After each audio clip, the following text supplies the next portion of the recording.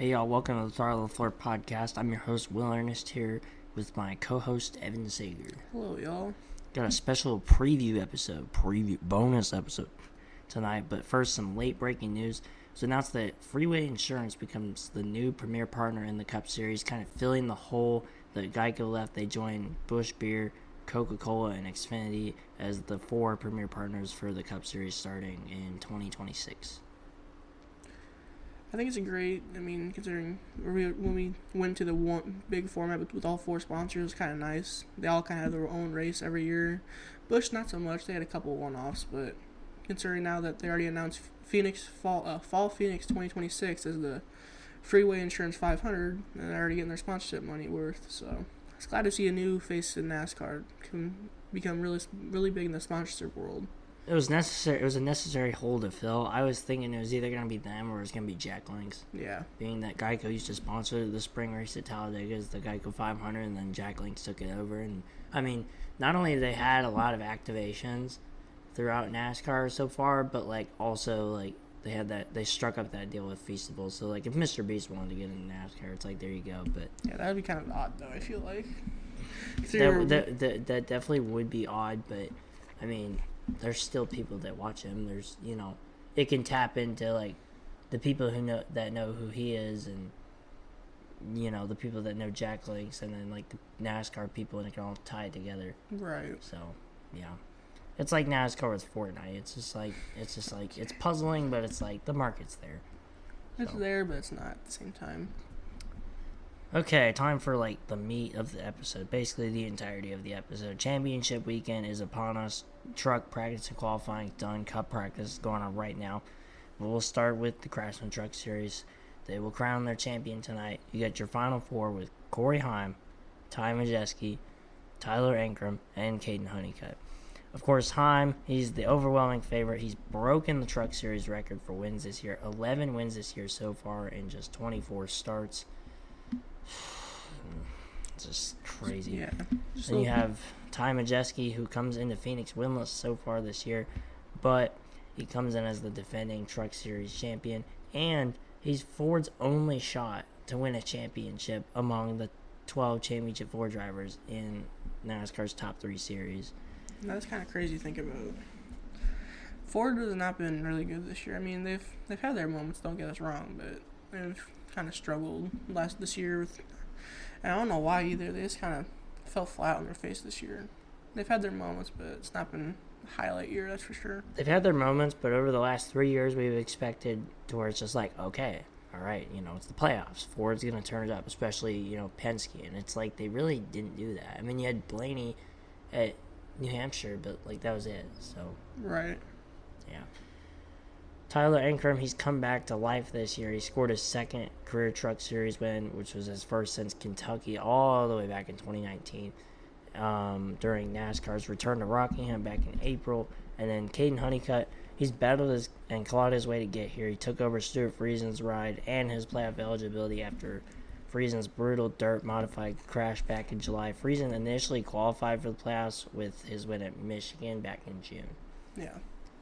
So I'm kind of rooting for Honeycutt. If Heim wins, I'm okay with it, but I would prefer to have Honeycutt win just on the story of how he got the ride and how he's treated it as his pretty much his really only shot to get further into his career. Yeah. Unfortunate Stuart Friesen had the injury, but worked out really well for Honeycutt. I will admit that. Yeah. So Heim has shown he can get it done. I think he will get it done, but if he can't, I think Honeycutt can pull off the upset.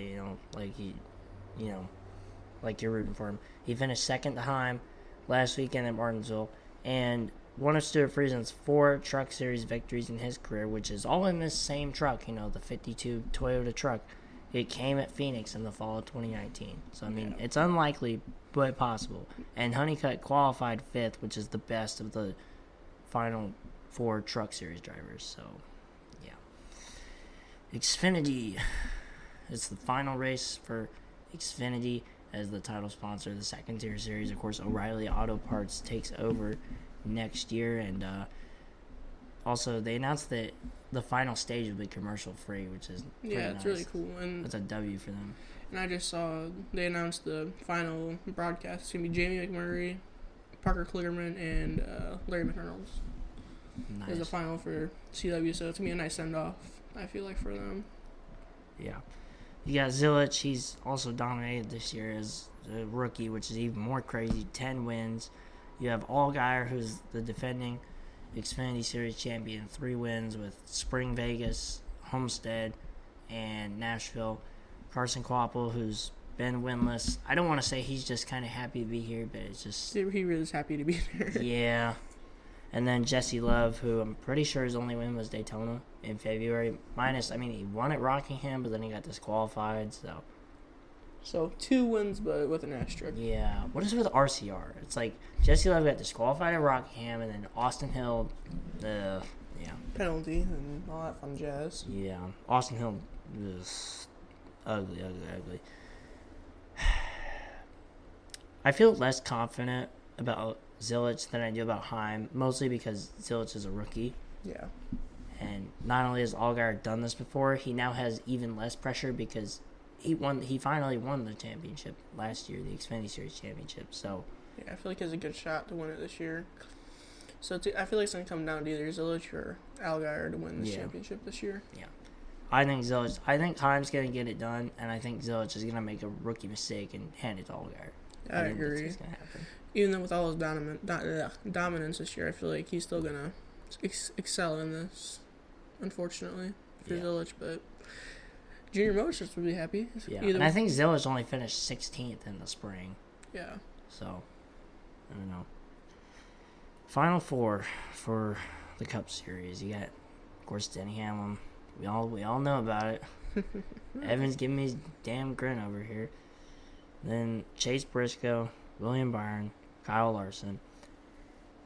I feel like this is probably the first championship 4 that we could probably say is all 4 deserve it. I mean, you can make a case for like somebody like Larson who, sure, he hasn't won since Kansas in May, and it's like his playoffs have been kind of subpar, and it's like, okay, you know, even though Larson's been really good this year, Bell has been better, and Bell has been better. He also hasn't won a points race in a long time though either. So either way, I mean, it's kind of the same thing between the two. Bell's had more consistency, but Larson technically had the last one. Are you saying that Bell hasn't won a points race in a while? Yeah. Did you forget about the Bristol Night Race, sir? Oh yeah, I did forget about that. Yeah, he won the Bristol Night Race. I forgot that JGR swept that round. My fault. All right. Do you really know ball? Does man know ball? Does my co-host know ball? It's been a long day. Yeah, whatever. Okay. Put the fries in the bag. I'll do that tomorrow. It's okay. Yeah. All right. I feel like, you know, if you base it off performance-wise, Bell would be in over Larson, but that doesn't mean Larson's not deserving either. So either way, I feel like he's like a half step behind the other 3, but yeah. Of course, Byron, he had that walk-off with Martinsville, but before that he hadn't won since Iowa in August, and before that he hadn't won since the 500 in February. Yeah, so but he's been pretty consistent. He's kind of almost taken some, I don't want to say advice, but similarities to Chase Elliott in a way. I agree with that, yeah. Because we're used to Byron just like in the past few years, it's just like he wins like the first like 2 or 3 races within the first like 8 or 9 weeks, and then he just kind of goes cold, and then it's just like, oh, look, he's here. But he's been more consistent this year, I feel like, so. Yeah, I agree with that. Yeah. And it just really depends on who you ask, I feel like. Yeah. And then Briscoe, he's been, you know, after kind of a slow start, he's been on an absolute tear through the back 2/3 of the season, back half of the season. He's been on an absolute tear. Notched 3 wins at Pocono, Southern 500, which he also won last year with Stuart Haas, and then Talladega in the fall, which locked up his championship 4 spot. Briscoe is definitely very capable of pulling this off. I agree. He has the inexperience of, you know, this is his first championship 4.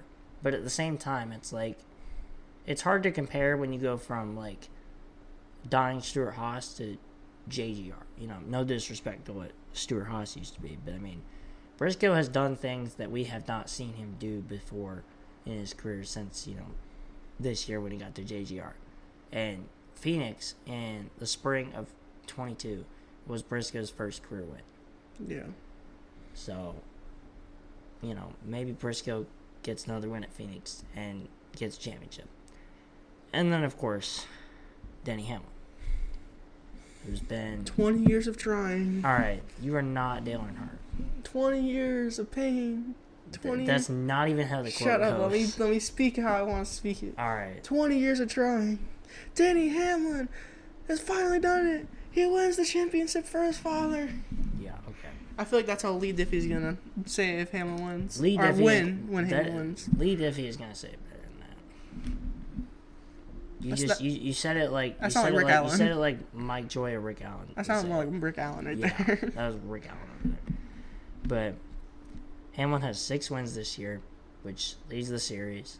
He won at Las Vegas 3 weeks ago to clinch a spot in the championship four. So not only has he had the most wins this year, he's had the most preparation, which it might have settled his mind enough to with all the distractions with the lawsuit and his father not doing well. Which as much as I do not like Denny Hamlin, I will send prayers out to his father because we want him to get better, but we don't know if he will. So. The fan base wants Hamlin to win also. There was a poll earlier on Jeff Gluck's Twitter, and Hamlin has 55% of the votes out of the championship four. So it would be a very popular championship this year, especially with all the stuff going on and off the track. So yeah. I feel like it'll turn out really well if he wins. Yeah. And then Hamlin's looking to break out the victory cigar that he's had locked up in a case for so many years at this point. 25 years? 20, whatever. 20 years. His rookie year was the same as Truex, 06. Dang, that's crazy. I was not even born yet. Yeah, I wasn't born.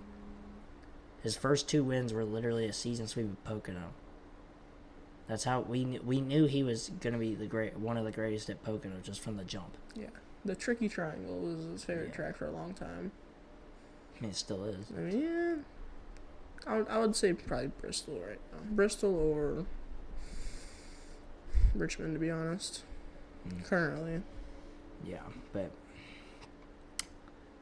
Hamlin has won 6 races this year for, what is it, the fourth? Yeah, 4th time in his career. 4th or 5th. I'm pretty sure, yeah, because 2020, yeah, 4th. 2010, 2019, 2020, and this year. Yeah. 2010, he had 8 wins. Came into Homestead with the points lead and spun on the backstretch and ran kind of mid, and Jimmy Johnson finished second and won his 5th straight championship. 2019, Hamlin had 6 wins, although JGR and Toyota were just kind of on a heater anyways, and then, duct tape. Yeah. I mean, they did the same thing with Truex's tires, so it's okay. Okay, yeah, just whatever. I feel like that's worse, though, because, Truex almost came back. As soon as Hamlin put that duct tape on, it was over. Yeah. It was over. Truex almost came back. It was weird, though. Truex came back, more than once that year. I remember, Richmond, he spun at Richmond in the fall race and then came back and still won. Yeah. So, yeah. And then 2020, he won 7 races, but, I mean, that was kind of, you think of 2020, you think of, Logano, and you think of Harvick and Chase Elliott towards the end. Of course, Chase Elliott won the championship, so, I don't know. Yeah. And then this year. Of course, FedEx leaving has also been a challenge, although Progressive's been able to step up in a big way. I agree with that. So, do we think Flo is going to be on the victory lane stage if Hamlin wins the championship? I wish. Like how they did the Geico. Why have we not gotten a Progressive commercial for Denny Hamlin? I know. So dumb. But, yeah. I think that Hamlin and Briscoe, I don't want to say it, but this season has felt like 2019 to me. Yeah. With how much Toyota's dominated. And it was almost like 2019 with, Hamlin, Bell, and Briscoe all getting in. And so I feel like Hamlin and Briscoe are going to make mistakes that take each other out, just like 2019. And then I feel like Larson just doesn't have it. I mean, he hasn't won since Kansas in May. Yeah. And I do agree Byron does have the momentum going into Phoenix. Byron has the momentum. And I mean, you know, you look at his round of 8 results on paper, they're not good. It's like 30-something and then 25th and then the win. But, I mean, yeah, I think of what he had top 5, top 10 runs in the first 2 races of the round of 8 before Ty Dillon and Hocevar. Yeah. Late in both those races. In Talladega's case, it was a few hundred yards from the finish line. So, I feel like Byron gets it done. But if not Byron, then it's going to be Hamlin. To be honest, I feel like it'll come down between Byron and Hamlin. Yeah, I agree. I mean, Briscoe, I'm not going to say that Briscoe's just kind of there. He's happy to be there. Yeah. Even though he is still very capable of walking with the championship. Yeah. And then Larson just has not had the recent momentum at all. So. Some interesting news just came out. This is from practice. So far, the best 5-lap averages it's been Blaney, Hamlin, Cindric, Byron, Briscoe, Chastain, Larson. So technically Hamlin's second right now in practice. Okay. Does Jeff Gluck mention like where the championship 4 drivers are below that? Also interesting news. Christopher Bell also had a flat tire. 2 of the JGR cars in opening practice had flat left rear tires. Watch how it was Bell and Ty Gibbs. I think it was. I don't know. AJ Allmendinger wrecked out. Riley Herbst hit the wall with a flat. I was gonna say It was Briscoe and Bell that had the flat tires. Oh, Briscoe and Bell. Mm-hmm. Yeah. I was gonna say Phoenix has been known kind of lately for like being more abrasive than we think it is, with tire failures and brake failures especially. I mean, it's hot, it's in the desert, and Phoenix kind of has, you know, it's a flat 1 mile track, and it has, you know, kind of, I don't want to say odd dimensions, but odd angles. Yeah. Bad angles if you hit it wrong, like Ty Gibbs on lap 2 last year in the finale. Yeah. That was, so. Of course, standings-wise, Evan leads me by 60. Evan, all he has to do is finish 24th or better to win the championship. It's quite simple. So, and our picks for this weekend, I'm picking Chastain. I was kind of late to picking, so, yeah. Nobody could pick Byron because he won at Martinsville. And Haley already picked Larson, and Stacy already picked Briscoe. And I was not betting on Denny Hamlin to pull one out.